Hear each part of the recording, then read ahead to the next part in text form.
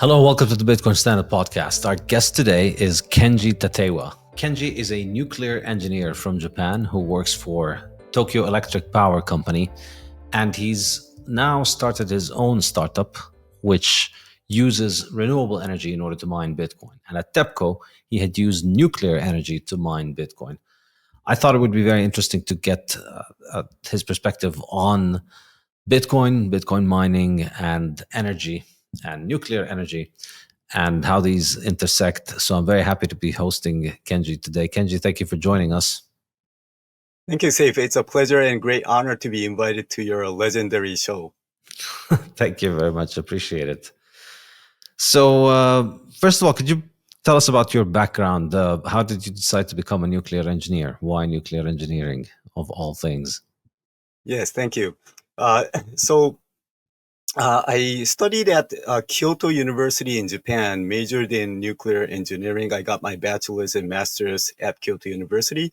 The reason I majored in nuclear engineering was because I was interested in physics as a child. And also, I was interested in energy and environmental issues, partly because when I was living in LA during my youth time,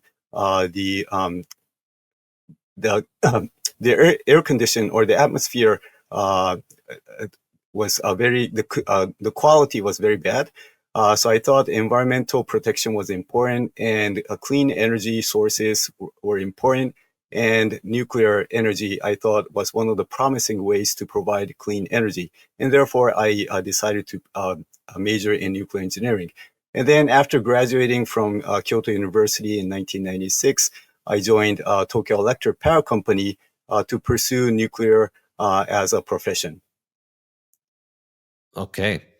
And then there, of course, you were there during the Fukushima nuclear disaster. Uh, and you were involved in the cleanup operation and in the aftermath, and you've written about your thoughts on it. So tell us, what are your thoughts on that accident in particular, and then more generally, nuclear safety? Yes. Now, before I talk about the Fukushima nuclear accident, let me briefly talk about my early career as a nuclear engineer at TEPCO. When I joined TEPCO in 1996, I initially worked at the Fukushima Dai-2 nuclear power station, which is a sister plant of Fukushima Dai-1 nuclear power station. And then I worked in the headquarters of TEPCO in the nuclear engineering department, where I collaborated with companies such as General Electric, Toshiba, and Hitachi in designing the next generation nuclear reactors. And so I was quite proud of what I was doing as a nuclear engineer, and was determined to continue my career as a nuclear engineer. However, in the early 2000s, Enron came into the Japanese power market, and I realized that I should learn business as well, not only nuclear engineering but also business. And therefore, I uh, um, thought about getting an MBA, and luckily I got into Stanford University and got my MBA in 2004. And then I switched my career internally within TEPCO from the nuclear division to the international division, where I first worked on an international power project. It was an Australian coal power project. I wasn't really interested in coal power plants. My big, hairy, audacious goal was to someday start TEPCO's international nuclear business. But first, I wanted to learn project financing in a more traditional coal power project. So I was working on that project when another U.S. Energy company, NRG Energy, the then CEO came to TEPCO and asked TEPCO to help NRG's plan to build 2 nuclear reactors in Texas at the South Texas South Texas Project nuclear power station. So that happened in 2006, and at that time, TEPCO had no plans to be involved in an international nuclear project. But my goal was to spread the Japanese nuclear technology all around the world, the safe, reliable nuclear technology. And this opportunity to work with NRG to build a Japanese designed nuclear reactor in Texas actually matched with my career goal. So I told the TEPCO management that we should be part of this Texas nuclear project. It actually took me 4 years, but by May 2010, I was able to convince the TEPCO management to sign a deal with NRG to make TEPCO the first Japanese utility to become equity investor in an international nuclear project. And therefore, I was planning to relocate to the U.S. to work on this Texas nuclear project when less than a year after the signing ceremony between TEPCO and NRG, the Great East Japan earthquake struck. So when on March 11th, 2011, I was in downtown Tokyo walking in underground corridor when the ground started to shake violently. So I ran up the stairs, reached the ground level, and saw the skyscrapers in Tokyo swaying back for an unusually long period of time. And although Japan is an earthquake-prone country, that earthquake 14 years ago was nothing like what I had experienced in the past. And in fact, it was the largest earthquake in recorded history of Japan. And the epicenter was several hundred kilometers northeast of downtown Tokyo off the coast of Fukushima Daiichi nuclear power station. When I first heard the news about Fukushima Daiichi nuclear power station struck by this massive earthquake, I was obviously concerned, but all operating reactors automatically shut down as designed, and all backup emergency diesel generators also kicked in as designed. So I thought the nuclear power station would be okay, despite the fact that it was an extremely large earthquake, because all Japanese reactors are designed to withstand extremely large earthquakes. However, less than 40 minutes after the initial shock, the massive tsunami waves struck the nuclear power station, rendering almost all safety functions useless, subsequently leading to 3 core meltdowns.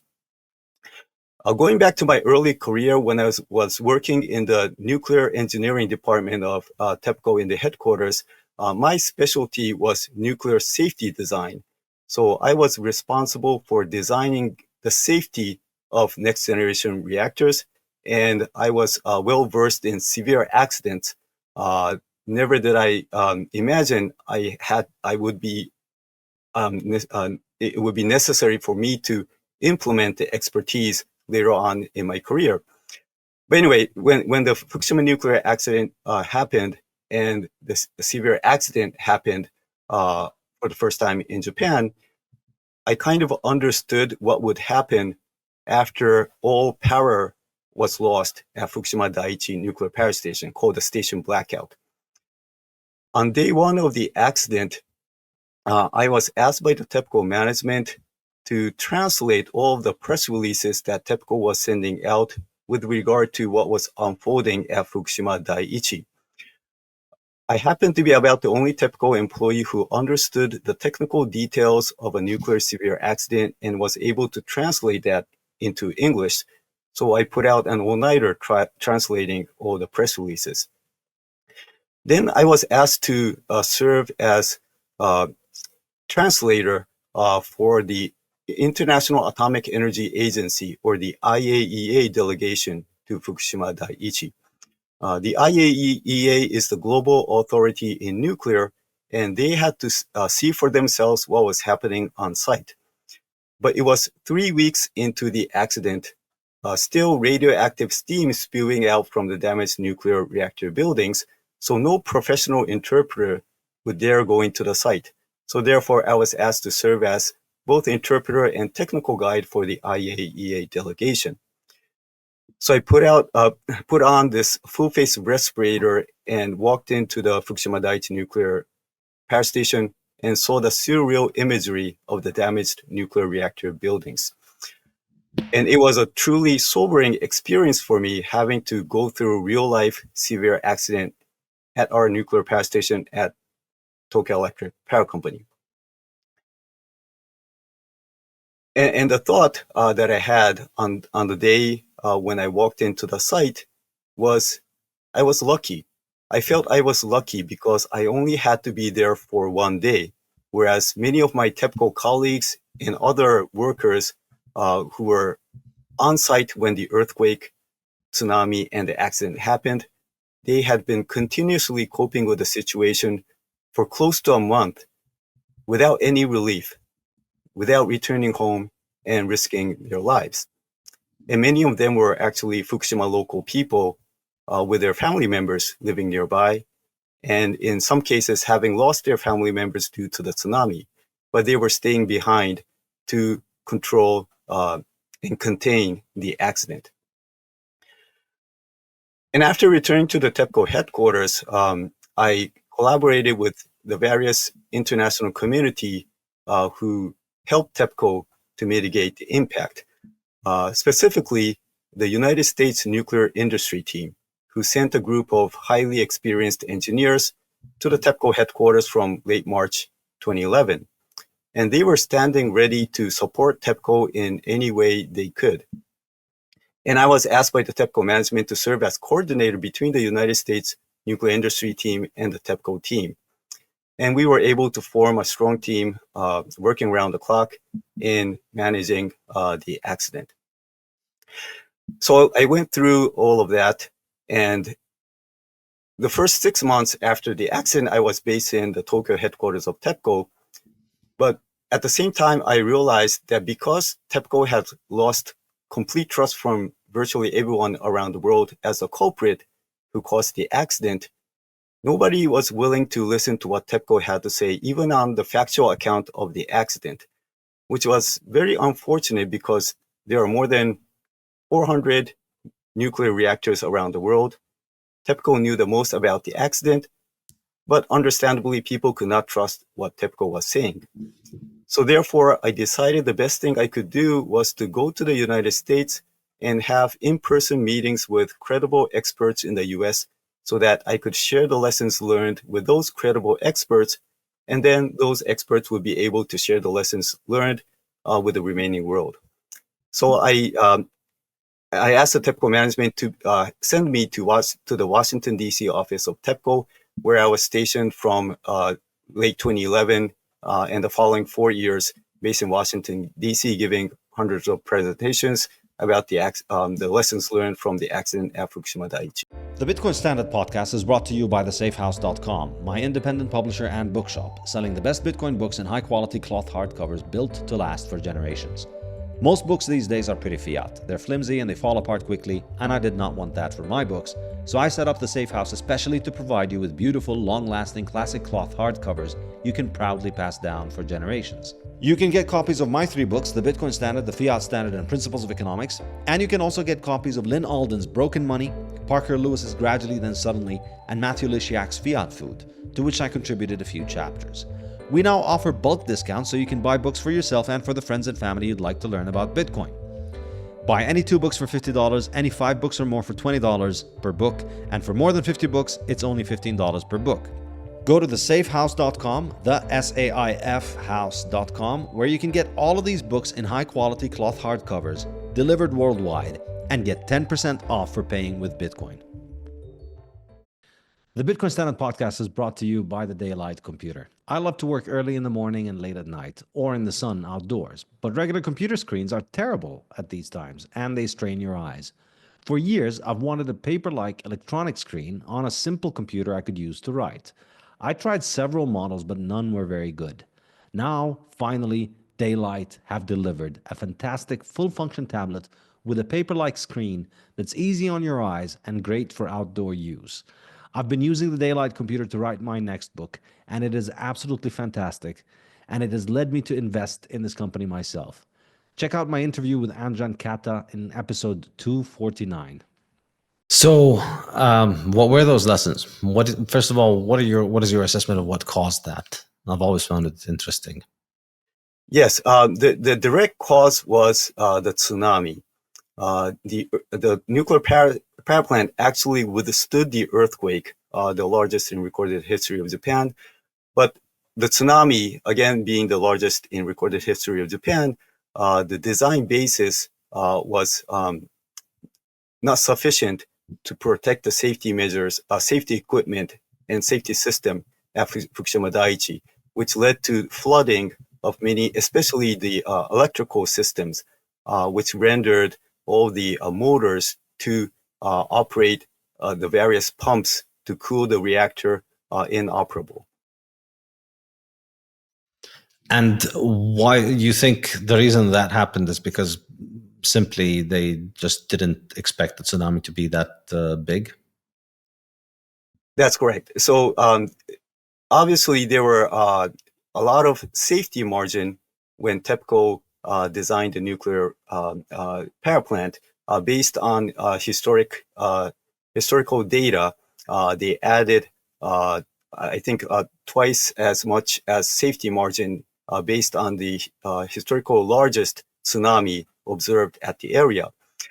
But the actual tsunami, about 15 meters high, was I think the record historically highest tsunami observed at Fukushima Daiichi was about 3 meters, whereas the actual tsunami on March 11, 2011 was around 15 meters.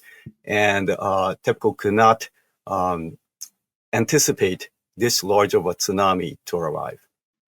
Okay. So then, after the accident happened, what was the damage? Because I think I remember, at that time, I thought I I I was pretty scared. I thought this is going to be serious. A lot of people are going to die. They're probably covering it up, and it was an early experience in these kind of mass panics. I think COVID was a more extreme version, but there was a similar attitude. This was 9 years before COVID, but it was a similar in a way to what was happening with COVID.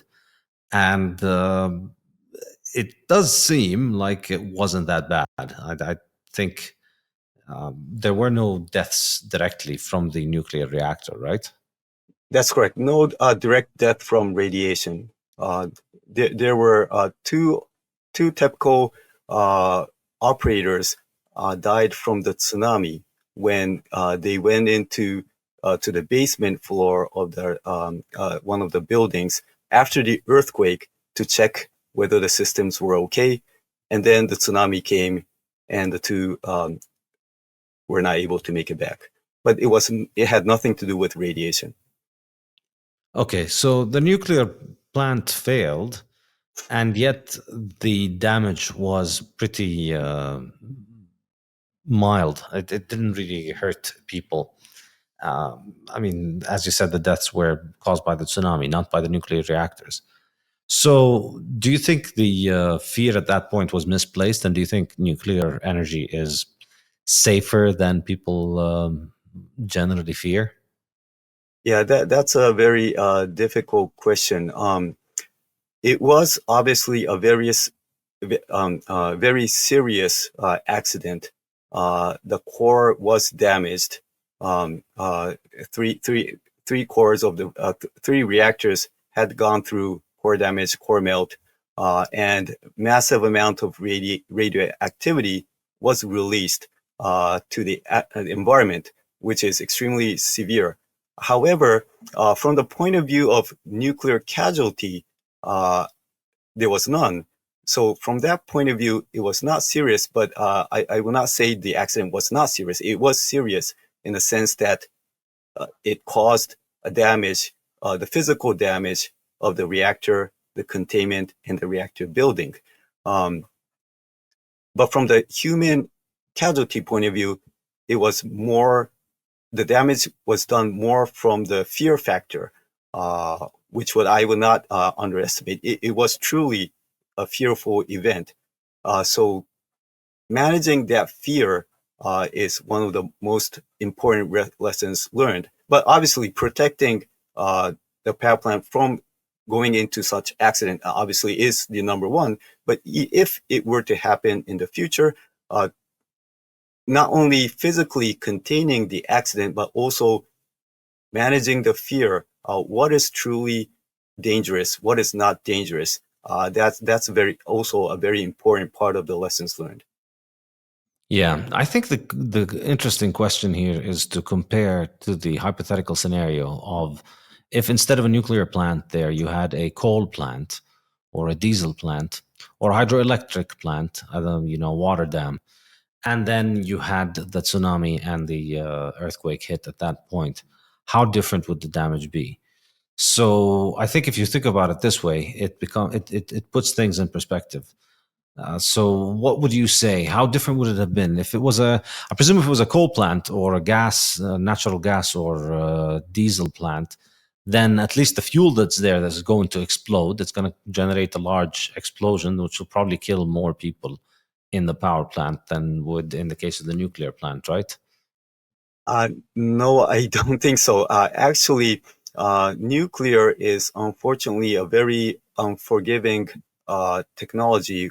There's pros and cons, obviously. The good thing about nuclear is the energy density of the fuel is extremely large. That's a big benefit. But at the same time, because the energy density is very large, if the safety features fail, the the impact could be much larger than conventional coal power plant or fired power plants. Especially one of the fundamental differences between other fossil fuel power plants and nuclear power plants is the existence of the decay heat. Even after the chain reaction is uh, stopped, decay heat continues to emit a large amount of heat, which has to be continuously cooled for not only hours or days, but for months, and in some cases, years.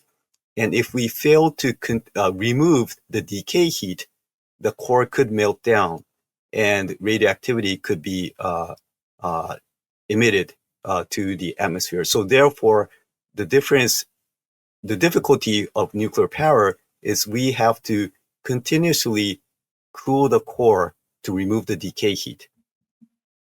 Yes, but I mean, obviously, this is true. But I think the interesting question here is that in this particular example, with that out of the ordinary earthquake and out of the ordinary tsunami that hit at the same time, the nuclear plant did not explode. The nuclear reactor did not melt down.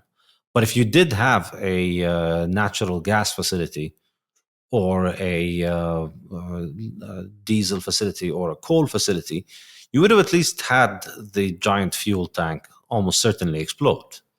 I mean, maybe the water would have left it would have prevented it for a while, but I think even after the water dries, most likely the fuel is going to explode if you have so much damage to the structures, right?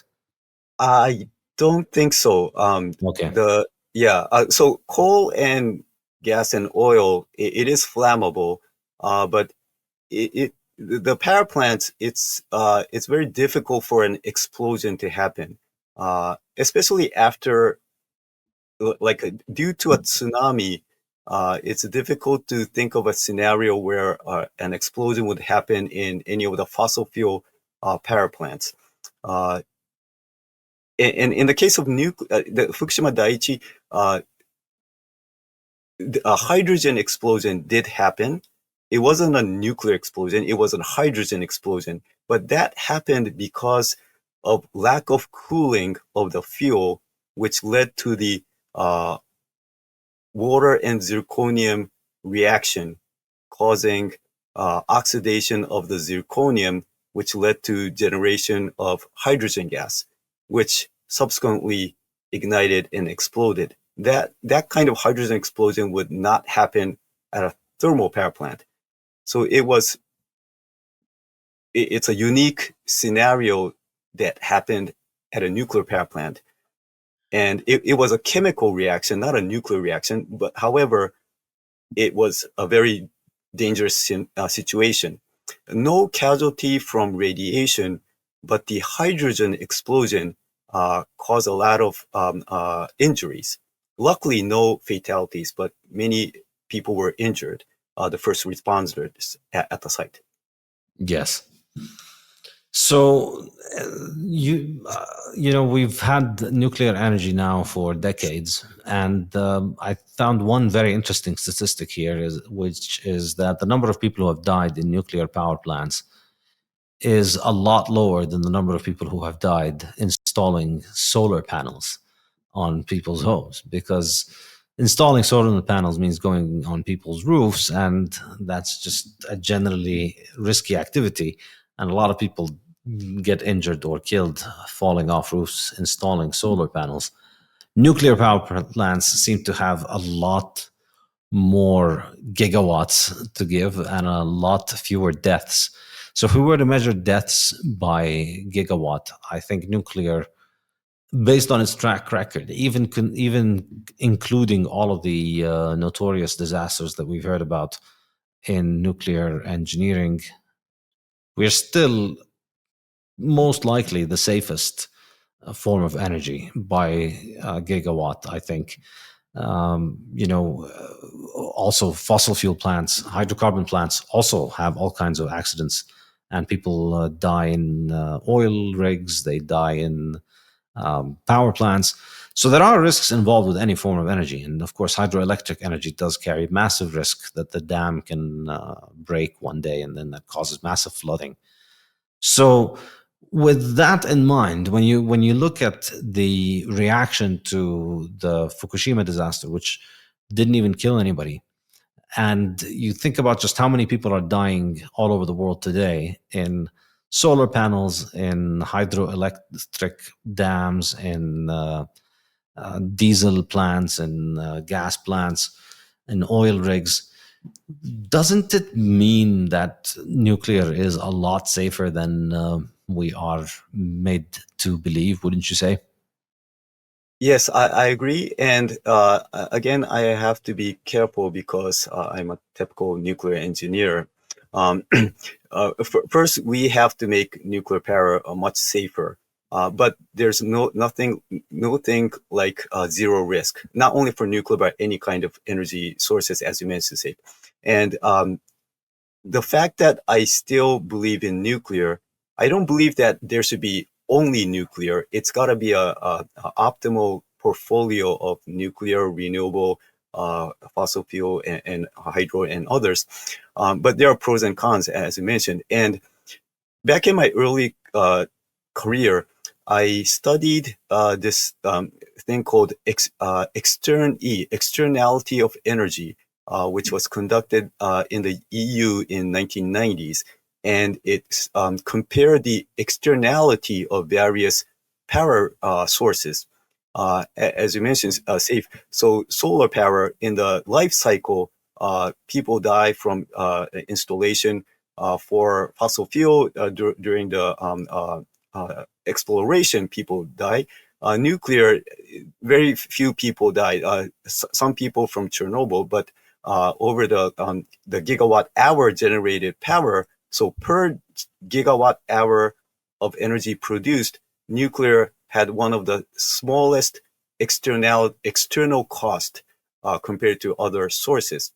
But the impression that the general public has is very different. But this extern-E study conducted a very objective, detailed study. And at TEPCO, I spearheaded the TEPCO version of extern-E in Japan, which came up with a very small negative externality for nuclear. But it was very difficult for TEPCO to make this study public because people would see that TEPCO just wants to promote nuclear. But I think it's important for people, probably TEPCO is not the right institution to conduct this study. Maybe a more neutral, credible organization should pursue this. But it's important to think about the life cycle of gigawatt hour of energy produced. What are the pros and cons, and how much, not only casualties or negative impact, but also the benefits of generating gigawatt hours from either nuclear or hydro or renewable or thermal power. This podcast is also brought to you by the Bitcoin Way, your professional Bitcoin IT team offering you personalized, secure, and comprehensive solutions for every step along your Bitcoin journey. The Bitcoin Way offer live concierge service to guide you with your Bitcoin cold storage, running your node, privacy best practices, inheritance planning, corporate strategy, and multi-sig solutions. They don't touch your coins, they guide you through the process of acquiring your coins and securing them. If you'd like to make your setup safer and more reliable, book a consult with them and see what they have to suggest. If you want to give someone the gift of Bitcoin, Get them this professional service that will ensure they start off knowing exactly how to manage their coins and not lose them. Go to thebitcoinway.com and start Bitcoining more confidently. Yeah, and I think there's a strong emotional reaction to the idea of a nuclear meltdown, and I suspect, honestly, a lot of it is to do with movies. I think the topic just sells well, and so there are a lot of movies. I think there was something called the China Syndrome, where the nuclear bomb is so strong that it comes out of the other part of the opposite side of the Earth. Yeah, I mean, I think a lot of people base their understanding of risk based on Hollywood movies, unfortunately, because it's a very visceral experience when you sit and you watch, and it formulates the way you think. And I think, for instance, with COVID, the reason a lot of people were so familiar with fake epidemiological bullshit was because those movies had always had these kind of scare scenarios. So there seems to be some sort of self-fulfilling prophecy taking place here, where the movies emphasize the scary nature of these technologies or the diseases, and then people's imaginations seem to run wild. But yeah, I mean, with Chernobyl, there's big debate about the number of people who died there. But I think the best estimate is 38 people or something like that from long-term damage from radiation, I presume. And yeah, sorry, go ahead. My understanding is for Chernobyl, unfortunately, several tens of firefighters, the first responders, died from acute radiation poisoning. That's the number I heard. But in going back to your China Syndrome movie, immediately after that film came out, the 1979 Three Mile Island Unit 2 accident happened. And obviously no China Syndrome happens. The China Syndrome is where if a nuclear accident were to happen, the melted core will melt through the earth and go to the other part of the earth, which will not happen. But and in the case of TMI, didn't happen. No casualties, but the core was damaged. The core did melt, so it was very severe, but no casualties. Yes, but there was also this study done in Estonia on 4,800 people, liquidators, and they did it 26 years later, and they found no definite health effects attributable to radiation. These are some of the people who went into Chernobyl. So it seems like there can be plenty of debate about how much of these deaths are attributable to the radiation or so on. Do you have thoughts on that? Yes, it's difficult because other than the acute radiation poisoning, it's difficult to, so in the case of latent death, which will be caused by cancer, in the case of Chernobyl, there has been significant amount increase in the case of thyroid cancer. So thyroid, it collects iodine, and during a nuclear accident, radioactive iodine is released. And when people inhale the radioactive iodine, it accumulates in the thyroid, causing thyroid cancer. And I think the fact is there has been many cases of thyroid cancer after Chernobyl, but it's difficult to say whether the thyroid cancer killed these people or not. And in the cases of other cancer, it's difficult to distinguish whether it was caused by the increased amount of radiation from Chernobyl or it was just natural cancer happening. So that's a difficulty. Yeah, but I think even if you take the worst case scenario, which some of the people who like to scare people with on nuclear accidents, even if you take the most worst case scenario, again, compared to the amount of energy that has been produced over time, this is an incredibly safe technology. And it's incredibly safe because it is incredibly efficient. In other words, a tiny amount of fuel requires a lot less logistical nightmares and can entail a lot fewer things going wrong rather than when you're running a giant power plant on enormous quantities of fuel. You know, if you need to be hauling in tons of coal every day to run a big city, there's just always going to be high risk of bad accidents happening. Whereas if you need to bring in 1 barrel a month or 1 barrel a year to run a nuclear power plant in terms of fuel, it's a lot easier to make sure that nothing goes wrong because the process is just so much more limited. And then the plants are also very small in size, so that involves a lot less workers, a lot less moving parts, a lot less, a lot fewer things that can go wrong, right? Yes, I agree. So my, one of my personal takeaways after the Fukushima nuclear accident is, as you mentioned, Safe, technically and how do you say it? Scientifically, nuclear, we can say it's safer, but it's not zero risk. And if something happens, people will be scared, and there will have to be evacuation.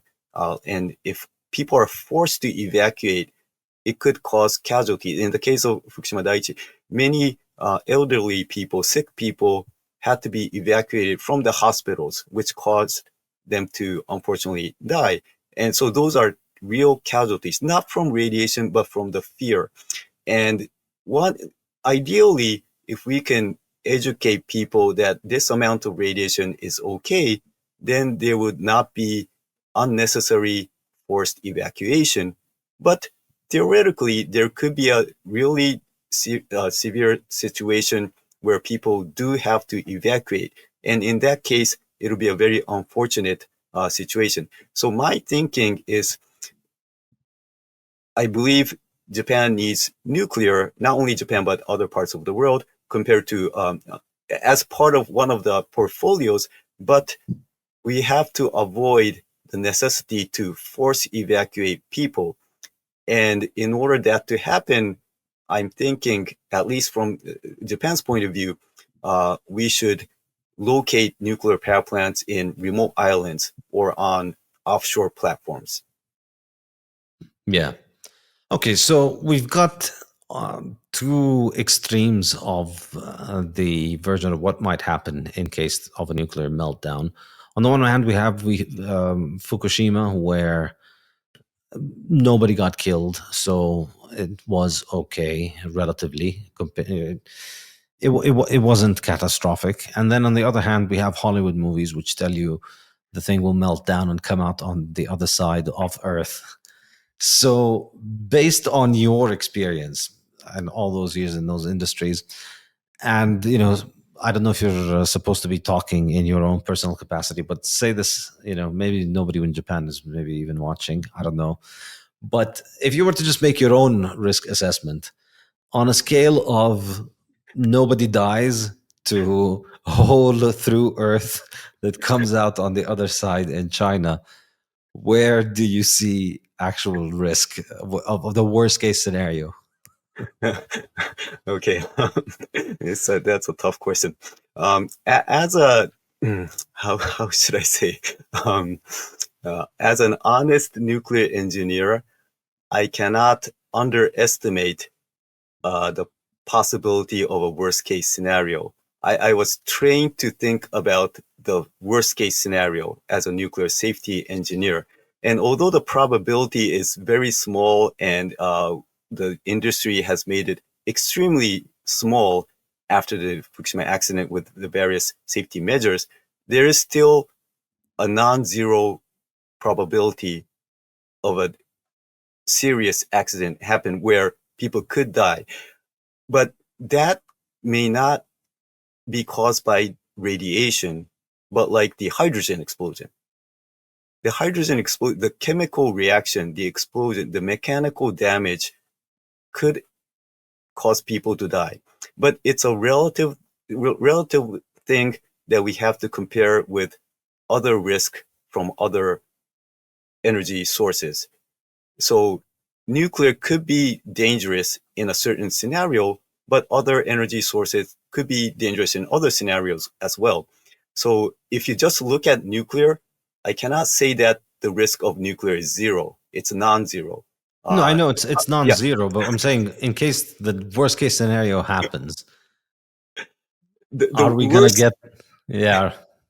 the worst case could be very serious. So Yes, uh, exactly. But I yeah, want to get an order, a sense the of just order. how serious. Like, I mean, are we talking 10,000 people dead, 10 million people dead? Earth goes out of orbit from the sun. We can no longer orbit the sun anymore. We No, start floating no, around in that the no, universe. no, that's not gonna happen. Well, let me think. The worst case would be the meltdown of the reactor, and the containment vessel would could would also breach and release the radiation, and in an uncontrolled manner, if all the radioactive material in the reactor core is like that spews out from the reactor pressure vessel and the containment, and there are people living nearby, theoretically people could die from radiation. But the regulatory regime is such that people cannot live right next to the reactor building. So the siting will first distance people. So people are not living nearby, but there are workers. So first responders may have to risk their lives to contain the situation. So that could happen. So in the case of Fukushima Daiichi, there were the so-called Fukushima 50. There were actually more than 50 of us, but they stayed behind and they actually risked their lives. Fortunately, nobody died, but in the worst case scenario, there could be casualties. Yes, but I mean, if you're saying that basically building it in a place that's away from residential areas is going to protect people from most of the damage, essentially you're saying that even in the worst case scenario, the damage can be contained to an area of a few kilometers. Yes, that's true. Okay, so we're still a very far way away from these kind of apocalyptic scenarios wherein if the nuclear reactor melts down, then 20 people in a city like Tokyo could 20 million people in a city like Tokyo could die, for instance, and that's not something realistic in your mind, right? I don't think so. I don't think that's realistic. The realistic thing, and what actually people feared, was the radioactive plume, or the gaseous radioactivity flying to Tokyo, which did happen to a certain degree, but not the amount that could kill people from radiation. Yeah.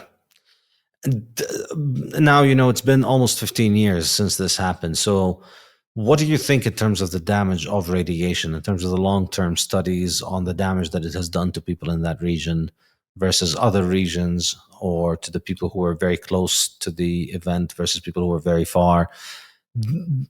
Has there been a clear sense of what kind of damage these things cause? So the answer is no damage caused, not by the study by TEPCO, but by objective third-party university professors have conducted, not only, so several institutions have conducted follow-up medical survey, and no identifiable increase in health issues have been observed. Yeah, I think this is really fascinating and very different from the way that people discuss it, because I think with all of the time that we've had nuclear energy, if this is the worst kind of thing that can happen after decades, and we still can't even statistically discern an increase in kind of long-term health effects from the radiation, and this happens when you had a 15-meter tsunami in a place that had never had anything more than a 3-meter tsunami, then I think, yeah, it's more puzzling when you see how, in that period, countries like Germany have decommissioned their nuclear plants and they're getting rid of them. And I think this is just very, very counterproductive and destructive hysteria, wouldn't you say? Um, uh, uh, Well, okay, not again, that's not in your official capacity. Yes. that's right, because yeah, some of my German nuclear engineer friends uh, have blamed TEPCO for causing the shutdown of German nuclear power plants. So Oh, okay. Touchy subject. I'm sorry. yeah, no problem. Okay. Um, so then let's let's move one more thing before we get to Bitcoin. Okay. What are your thoughts on the lethality of nuclear weapons? So if you're Oh familiar with my nuclear technology, how deadly do you really think nuclear weapons are? I'm no expert in military issues, but I think it is deadly. So Yeah, okay, deadly. But I mean, do you believe in the idea of mutual assured destruction, that we lived in a world in which Russia and the US were capable of destroying the entire planet with nuclear weapons? I'm not sure. I'm not sure, but theoretically, that could happen if you calculate the amount of energy, joules, that could be emitted from a certain amount of kilograms of uranium or plutonium, technically. But I'm not. I don't know about the bomb technology, how efficiently you can put that together to come up with a close to theoretical amount of energy that could be released. But technically, based on the E equals mc squared equation, like enormous energy could be released. Yes, but I guess the question is it possible to release it in an explosive burst that can cause enough damage to kill all life on Earth, as some people like to say? And this is one of the things that is usually mentioned about the risks of nuclear energy. So, do you think? Yes, I realize it's a lot of fuel and it contains a lot of energy. The fuel is very dense, but so far, I mean, one thing I find interesting is that it's not easy to use nuclear weapons, nuclear reactors for steel, for instance, for making steel, because for steel you need very high levels of energy density, very high heat. So it's difficult to get nuclear reactors to produce this much heat. So could it be that nuclear energy can have a lot of energy, but it can't get to very high levels of power? In other words, very high amounts of energy being delivered in short bursts to the point that it can be this destructive. Or at least this to me suggests that maybe the most extreme versions of the idea that we can have mutual assured destruction seem to be perhaps a little bit far fetched. The first thing is nuclear reactors and nuclear bombs are totally different. Nuclear reactors, we use low enriched uranium, meaning uranium 235, that could cause fission reaction. The concentration is low, so there could a nuclear explosion would never happen in a nuclear reactor. But for bombs, they use highly enriched uranium, uranium 235. So it causes a chain reaction to continuously happen in an uncontrolled manner, which would lead to extremely high bursts of energy and high temperature. So nuclear reactor, it's difficult to make steel because of not enough high enough temperature. But nuclear bombs, it does cause extremely bursts of energy leading to extremely high temperature. So it's totally different. Yes, but in the bombing of Hiroshima and Nagasaki, I mean, it was obviously devastating bombing of these cities, but it wasn't all that different from the bombing of the other Japanese cities, which happened with conventional weapons in terms of the damage inflicted. So, this notion that these can be just massive destruction that can happen on a mass scale, to extrapolate from what we saw in Hiroshima and Nagasaki to the idea that you could destroy the entire planet, seems to me to maybe perhaps be a little bit difficult. What do you think? I would rather talk about Bitcoin, but but just one again. I'm no expert in Okay. military things, but there is this thing called a hydrogen bomb, and it has been tested with like hundreds of times stronger, more powerful than the bombs actually used in World War II. So I don't know how much more powerful it could be to the extent it could destroy the Earth. I don't know, but there has been like one single hydrogen bomb, like eliminating the entire island. I think that happened back in the 1960s or whatever during the Cold War era. So Yeah. I would not underestimate the power of nuclear energy, but not that's totally different from nuclear reactors. So. Yes, no, I just find it. I find since COVID, I find the hysteria around these topics to be something that is always interesting to me. So I'm always trying to get a sense of how things would really look if people weren't so easy to get scared and then start thinking irrationally. And I think we saw this with COVID, and I think also we see it with the climate change and with a lot of things. So let's get to Bitcoin. Okay, We've thank you. spoken enough about nuclear. Let's get to Bitcoin now. Yes, All right. So when you were at TEPCO, after saving the world from nuclear meltdown, I didn't say then you nuclear.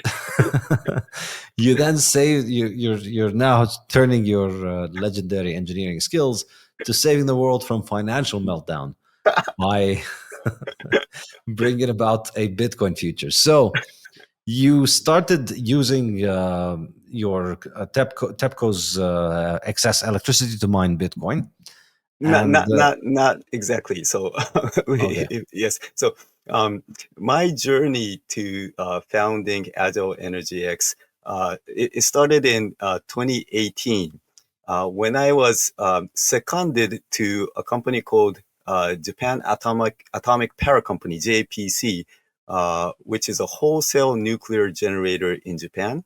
Mhm. And JAPC was helping Hitachi for their nuclear new build project in the United Kingdom called the Horizon Project. So Hitachi was planning to build a Japanese designed reactor in the United Kingdom and asked JAPC to help them. And I was asked by JAPC to be seconded to that company to support the Hitachi initiative in the UK. That was based on my experience working on the United States nuclear new build project back in 2006. But anyway, so 2018, I was working with JAPC for this UK nuclear project when I heard about the typical in-house training program to come up with ideas to save TEPCO or by coming up with a new pillar of business that would enable TEPCO to serve the massive obligation, the financial obligation in the aftermath of Fukushima Daiichi. So I joined the TEPCO training program, and I was thinking, what kind of new business that TEPCO can start that would have a large enough impact to serve the obligation of Fukushima Daiichi. And in the year 2018, two things happened. First, in Japan, the curtailment of solar power started in 2018. So after the Fukushima accident, almost all nuclear power plants were shut down, and the government pushed for more renewable, and also the government goal to achieve carbon neutrality by 2050. And Japan was pushing for more, a lot of renewable energy, especially solar power. And in 2018, the generation by solar during the daytime exceeded the demand. So therefore, curtailment happened. And that was a big news in Japan. And I heard about this curtailment and thought, why do we have to waste renewable power? Isn't there a way to use it? but there was not, because batteries were not sufficient to store all the wasted excess renewable energy. So that's one thing that was happening. And the other thing, totally independent from this curtailment thing, was the Bitcoin bubble burst in 2018. So 2017 saw the rising price of Bitcoin, and then it collapsed in 2018. And in the Japanese media, people were saying negative things about Bitcoin. It's a scam, it's speculative, and Bitcoin mining is a waste of energy. And I wasn't really interested in cryptocurrencies or Bitcoin at the time. I had heard of Bitcoin, I had heard of Mt. Gox, and had a negative impression about all things cryptocurrency and Bitcoin. I didn't know about Bitcoin mining. And the first thing I heard was Bitcoin mining was a waste of electricity. So I thought, okay, it's a wasteful thing, so I'm not interested. But at the same time, I thought about, on the other hand, Japan is wasting renewable energy where we needed more energy, but we couldn't use that stranded energy. And I thought, well, maybe this Bitcoin mining stuff, it's said to be wasting energy, but it's a dense energy demand. And why not make use of the wasted renewable energy and run the Bitcoin miners? And I tried to put together these two concepts into a business plan, and I presented this to the TEPCO executives in late 2018 as part of this training program. And everyone thought I was crazy and didn't make much sense. But I insisted that this could be a way to come up with a totally new industry in Japan that would allow more renewable energy to be introduced to Japan, and also create a new way of monetizing and running another revenue source for TEPCO. But that was just a plan and a presentation that I put together as part of the training program. And my day-to-day job was working at JAPC for the United Kingdom nuclear new build project. So that had nothing to do with Bitcoin mining. But I thought that this concept of combining renewable energy with Bitcoin mining, I should pursue. So I continue to tell the TEPCO management, let me work on this project as my day-to-day job. So the year turned to 2019, and unfortunately, the UK nuclear new build project, Hitachi had to abandon due to economic reasons. And I returned to TEPCO, and I was asked to work on a nuclear restart at TEPCO as a safety engineer, which I'm good at, but I wasn't interested. I still believe in nuclear, but like having me do nuclear engineering job, I didn't think was the best use of my how do you say, human resource for TEPCO.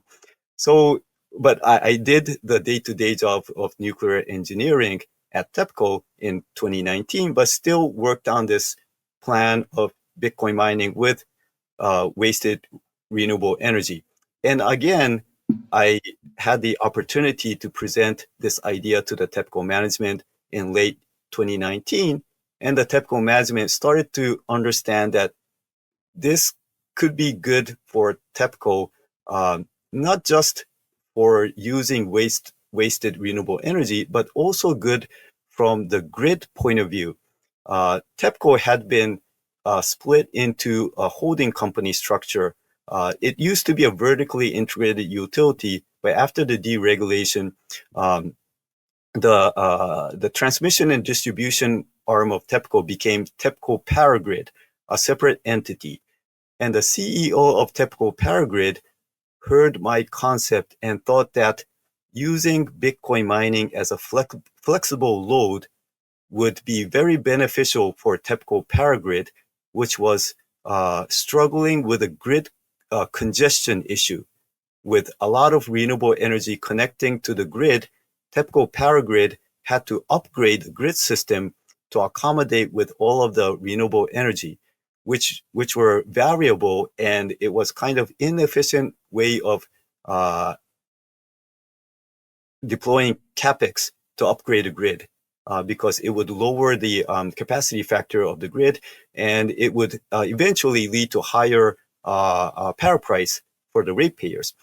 So having a flexible demand near the source of variable renewable energy in the TEPCO power grid area, it would be good for TEPCO power grid. And I was asked to work in TEPCO power grid. So I made this internal career switch from the nuclear division of TEPCO from TEPCO Power Grid in 2020, where I became project manager to actually implement the concept that I put together as part of the training program. Okay, so tell us, how was the experience with mining Bitcoin then? Yes. So still many or almost nobody understood the concept of Bitcoin mining and why it was beneficial for TEPCO. But a few TEPCO executives they were not orange pilled. They didn't necessarily understand fully about Bitcoin or Bitcoin mining, but the concept that this Bitcoin mining machine being a flexible demand resonated with them. So they asked me to conduct a proof of concept to demonstrate that Bitcoin mining machines could actually be used as flexible demand. So from 2020 and the following 2 years, I gradually ramped up the size of the proof of concept, starting with about 10 Bitcoin miners in an office, and then switching it on and off. And then the next stage was to set up a 20-foot container with about 100 Bitcoin miners, a total of 100 kilowatt of flexible demand that could be switched on in a matter of several minutes, and then it could be switched off immediately. And TEPCO management, they have never seen such a flexible demand. And this demand was time agnostic and location agnostic. And the TEPCO management were starting to have confidence in the potential of this idea. And then in 2021, from 2022, I expanded the size of the proof of concept up to 7 20-foot containers with 1,300 Bitcoin miners, a total of 1.5 megawatt of testing facility that again could be ramped up in a matter of few minutes and then turned down immediately and served as pure load that could be sited near the source of variable renewable energy. And then as the TEPCO management started to get comfortable, I asked them to please allow me to set up a separate entity, because if I continued just doing testing within this big organization, TEPCO, I would not be able to scale up this concept. And I needed to establish a market mechanism which would allow using Bitcoin mining as a sustainable business, which is still not sustainable at this moment, because despite the fact that Bitcoin mining can be used in two ways. One is to absorb and monetize wasted renewable energy. The other is to optimize the grid system by not having to upgrade the grid in an unnecessary way. But especially the latter part, the second pillar of optimizing the grid, there is no market mechanism to make my company Agile Energy X profitable by optimizing the grid. There is social benefit and also benefit for the grid operators, but there is no way for the grid operators to share the profit with companies like myself. But by setting up my company Agile Energy X in August 2022, by showing the public and also the government that there is this way of using a flexible demand to optimize the grid, if we could scale, it'll be beneficial for the country of Japan by eliminating wasteful investment in the grid system just to accommodate with the peaking of variable renewable energy. And it will also allow more renewable energy to come into the grid without having to be curtailed. Okay, so it seems to me here like I mean I've heard a lot of people mention this, but I'm still a little bit skeptical that this can really work in an economic sense, because I think what people seem to assume is that the power demand is flexible because you can just switch it on and off, which I think, yes, you can switch it on and off. But in order for it to be profitable, I think in order for you to justify the investment in the miners, you need to be switching it on 24/7. If you're not switching it on 24/7, and you're not going to be able to switch it on 24/7 because engineering is never 100%. There's always going to be some downtime. So you want your downtime to be as small as possible, because if you're not, then you're just not going to make it in the Bitcoin mining race, because it's the most competitive market in the world. It's a zero sum market. There are no other markets like that. This one is designed to be zero sum.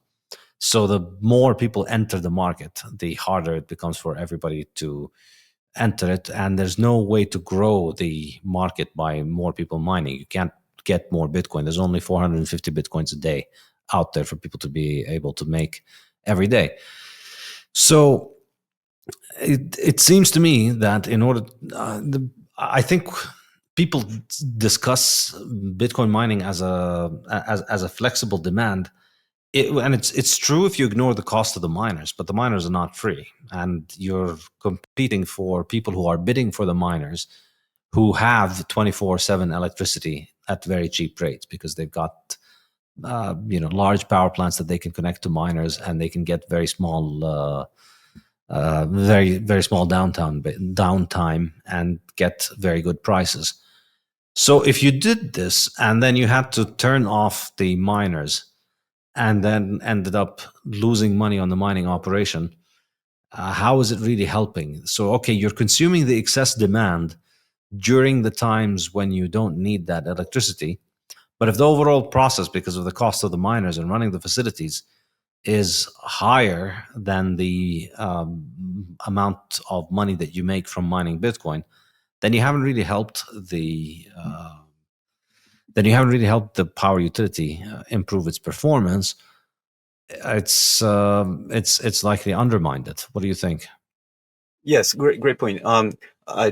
Right now, as I mentioned, it's difficult to make our business profitable, but I think there's a possibility that we can make our business sustainable, and two ways. One is, whether you like it or not, Safe, the Japanese government is pushing for carbon neutrality by 2050. And I saw your episode with Alex Epstein, and I've read his book, Fossil Future. So well, I know that there's a debate about whether carbon neutrality makes sense or not. But if Japan were to accomplish this, there needs to be massive amount of renewable energy that has to be shoved into the grid system. And in the case of Japan, solar power is almost saturated, and onshore wind is close to getting saturated. So we need to install offshore wind, and those are located in the northern part of Japan, where there's not much demand. And in order to achieve carbon neutrality, there has to be a massive overbuild of offshore wind, because wind is fluctuating and there's not enough batteries. And in order to justify or make it economically feasible for the overbuild of variable renewable energy, there needs to be a flexible demand. And right now, the curtailed power does not justify installing Bitcoin miners, but in getting close to 2050, and with the if mandatory overbuild of offshore wind were to happen, there will be massive amount of wasted wind power in northern part of Japan. And there needs to be a way to at least monetize some or hopefully all of it. And Bitcoin mining could be one potential way to monetize that massive to be wasted renewable energy. That's one. The other part is the grid optimization. Can I just say there's a Yes. better way of optimizing that Okay. wastage, which is not to build the wind farms in the first place. I think that's a lot more efficient as a way of I, I, monetizing it. yes, But I yes, understand. go ahead. Yeah. So the second part is grid optimization. In the case of Japan,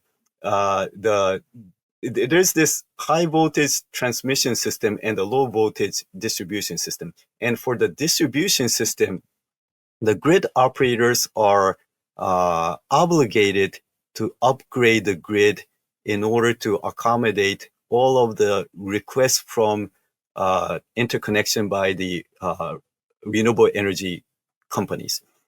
So solar power to be connected to the distribution system, then grid operators like TEPCO, Paragrid will have to install substations or whatever in order to add 1 or 2 mega solars to the distribution system, which costs like tens of millions of dollars to construct the substations just to accommodate with the small duration of time where there will be excess power that has to run through the distribution system. And that additional capex will have to be passed on to the ratepayers. If we can install Bitcoin miners near the source of the mega solars, which would allow the grid operators not have to add the substations, there will be tens of millions of dollars of avoided cost, which will be avoided increase in the ratepayers' power price. And there could be a way to profit share or merit share that avoided cost. In that case, Bitcoin miners do not have to be running all the time.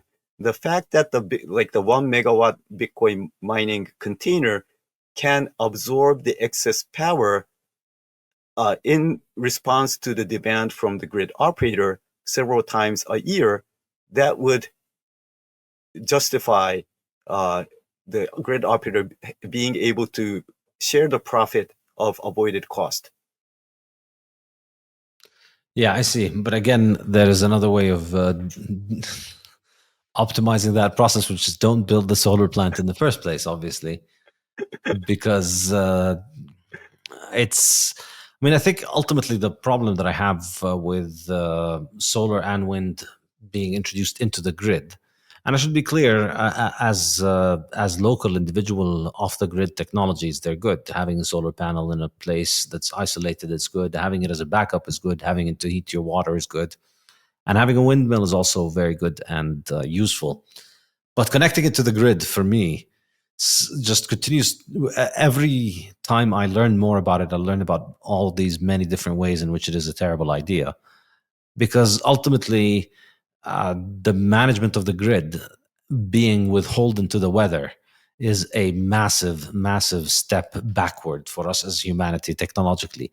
Being able to arrive at the point where, in the 1980s and 90s, you had very reliable electricity networks that provided people in their homes reliable, cheap electricity 24/7, and people didn't have to worry about the weather. And the people managing the networks and the power plants didn't have to worry about the weather. But now the management of the power plant is going to have to become inextricably linked to what's happening with the sunshine and the wind. And so that's an enormous inefficiency in terms of the management of them. And then people will think, okay, but you're saving on fuel because those things run on free fuel because sunshine is free and wind is free. But I think this is inaccurate because everything is free if you don't count the cost of making it useful for you. So, apples are free. They just grow on trees for free. But somebody has to grow the tree and cape the apple and put it for you in the grocery store, and so you have to pay. But so with wind and with solar, the fuel itself might be free, but to turn it into useful form that we can use as electricity is an expensive process. And there's no reason why that process has to be cheaper than just getting the oil, even though you constantly have to pay for the oil, because you also constantly have to pay for the capital that is being used in solar and wind, and that capital depreciates very quickly. So there are costs involved in both, but the problem is that with solar and wind, you can't rely on them. They're unreliable. I think this is the key issue. Since they can't provide you 24/7 electricity, and they can stop working at any point in time, because you never know when the wind dies down and when the sun dies down. And so if you have a cloudy day with no wind, that's also very cold, everybody's using their electric heaters, and so electric demand is excessive. You could have a peak hour where all of these factors come. So peak hour for demand, peak heating electricity demand, no sunshine, no wind. So if you want society not to fall apart, you need to have a reliable form of energy, a civilized technology where you just flick a button and you get energy. You don't have to pray for the weather gods. And so you need to have that kind of reliable technology that's there, and you need it working 24/7, and you need it to be able to offer you full capacity so that it's available on demand. So you're already building the large-scale nuclear or gas or diesel power plants, and you're building them to full scale, to all of the maximum amount of power that you have. So then the solar and the wind become superfluous, because okay, you use a little bit more fuel, but you don't need to waste the Japanese coastline by putting up all of these windmills and end up killing all kinds of wildlife and destroying beautiful scenery and having a lot of boats bump into these windmills, or use a lot of beautiful Japanese farmland and lose it for ugly solar panels. So all of that is expensive. It's not free. And when you combine it all together, I think it's just a superfluous addition to the cost. So it seems to me like maybe, even if we accept the premise that Bitcoin is going to help those companies offset some of those costs, I'm not so sure that that's a good thing. But I'm also not so sure I accept the premise, because I still think even in those cases, it might be the case that by building the mining facility next to the windmills, you're just going to incur extra costs, and the taxpayers are going to incur more, because the windmills are not going to operate the Bitcoin miners 24/7. So they'll operate at, let's say, 16 hours a day or 18 hours a day on average. And with that kind of money, your mining operation might lose money. It's not just that they will not offset the costs of the power plant, but it'll maybe lose money. What do you think? Yes, thank you. So my thoughts, two thoughts. One is you're correct that the undispatchable wind and solar unreliable sources are adding stress to the grid. However, I think, as I mentioned, optimal portfolio, we need some of all. And because although solar and wind are unpredictable and uncontrollable, for example, in the case of Japan, nuclear power, it's very political. Sometimes it's forced to shut down and not being able to restart for years. So it's technically reliable, but politically unreliable. Thermal power, Japan is importing a lot of gas and coal, and relying on like 70% of power in Japan currently, it's run on imported gas and coal. And especially gas, if the supply stops, we only have like 2 weeks of storage of liquefied natural gas. Coal, we have some more, but if the supply stops, all power generation stops. So there are different risk profiles for all of the energy resources. nothing is perfect, so we need all of them in a optimal portfolio. And Bitcoin mining, although my focus right now is to monetize the wasted renewable and also optimizing the grid, Bitcoin mining as a flexible demand can be used to make, for example, new nuclear power bankable. Nuclear power plants is not bankable in Japan because the power system is deregulated. There's no guarantee for the very expensive nuclear to be profitable, and so therefore it's not bankable. But Bitcoin could help with the bankability by being the off-taker of first resort and last resort.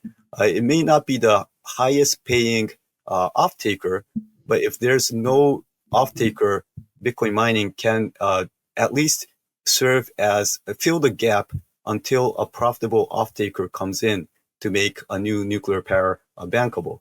So Bitcoin mining as a flexible load, it could be used for any kind of energy resources, enabling Japan to form the optimal portfolio of renewable, nuclear, thermal, and other sources of energy.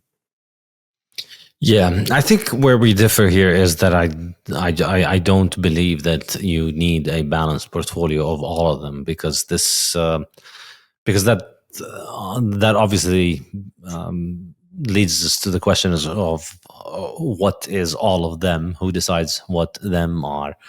What about horses running around to turn a dynamo to generate electricity?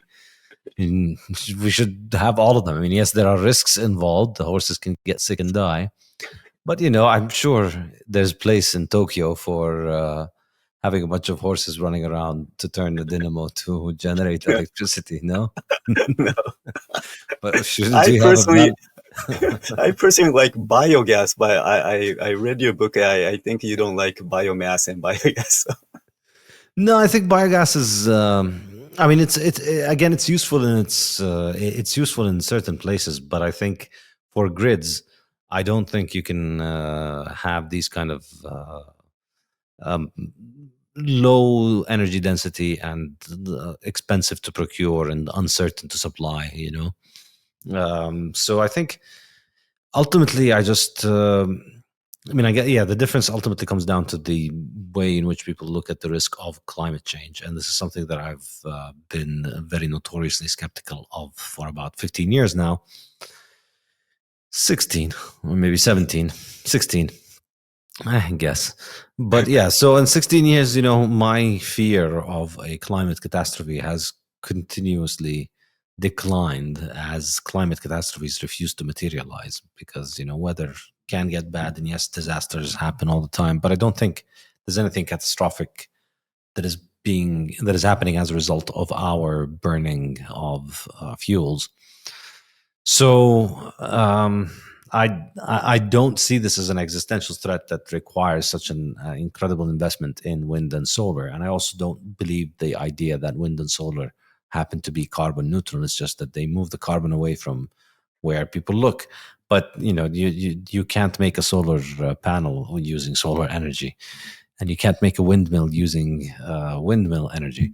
You need grown-up energy sources that can make that steel and bend all of those materials in order to produce the shape that you want. So it's I call it hydrocarbon laundering. That instead of having the hydrocarbons used in the power plant, you use the hydrocarbons in the solar power plant, the solar panel power plant, solar panel plant, and you use it in the windmill plant, and then you make the emissions there, and then people's grid is connected to something that looks like it doesn't produce emissions, and then they can feel good about themselves. But the emissions are happening. You're not going to fool nature in thermodynamics. You're not going to be able to get electricity from angels singing and happy dreams and wishes. You need to burn things. Yeah, on that point, like I don't disagree with some of the statements you made, but also in the case of Japan, we actually were very close to massive blackout a few years ago when the gas import, uh, we had some logistical issues with importing gas. So it's an imminent issue. And solar and wind, at least in the phase of generating power, it's domestic. But as you mentioned, it's manufactured overseas and uses fossil fuel. That's true. But it kind of stores the fossil energy into the form of wind turbines and solar panels. And when the gas LNG import, if something happens with the shipping, then at least if we have some solar and wind, hopefully some nuclear as well, but it's again, it's very important to have a portfolio, especially in Japan, where we don't have domestic fossil fuels that we can just drill out and burn and generate power. So Yeah. my belief is not necessarily protecting climate change, but more energy security. Japan needs reliable sources of energy, and it's got to be a balanced portfolio because of the various risks. We don't know what risk will materialize tomorrow. So it could be like if the sun does not shine and the wind stops blowing, we do need thermal power and nuclear. But if the shipping stops due to whatever global geopolitical issues, we do need domestic nuclear, domestic energy sources, wind, solar, and hopefully nuclear as well. Yeah, this I think makes more sense, perhaps as a way to hedge against the supply risks. But yeah, I would think nuclear and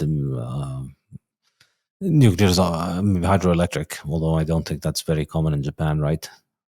We do have hydro, but it's difficult to increase the capacity anymore. It's Yeah, saturated already. Yes. yeah. Okay, great. All right, so anything else you'd like to tell us about your startup and your business and how you see this going? Yes. So in the near future, hopefully, we can make an announcement about how we can make our business profitable. And then I will ask you to invite me again so that I can now prove that the Vaso Energy X business is sustainable. Hopefully, Uh, we can make that let, announcement let, in the next. let me give you an idea of how to do it. Go to the Okay. people that are building the windmills and the solar panels and tell them I'll give you an idea that will give you a much better return on your solar panel. Just give me the money and I will buy Bitcoin with it. And don't build the solar panels, don't build the windmills. And let's wait 10 years and we'll see. And you should at least do it as an illustration. Tell them, all right, here, this is how much money you put in. This is how much Bitcoin you could have bought instead of building this power plant. And then just keep sending them reminder emails every few months or every year. This is your power plant is doing this much and the Bitcoins are worth that much over, I think, 5-10 years. And then maybe hopefully publicize it and keep publishing it everywhere. In a few years, everybody will get the message, hopefully, and then they'll stop doing those things. They'll just stack sats. Thank you for the advice. Let me know how this strategy works. I'm pretty sure it's going to be all right. Okay. Yes, I will. I will let you know. Awesome. Well, Kenji, thank you so much for joining us. Thank you for the very, very interesting and informative conversation. Thank you too, Safe. All right. Cheers.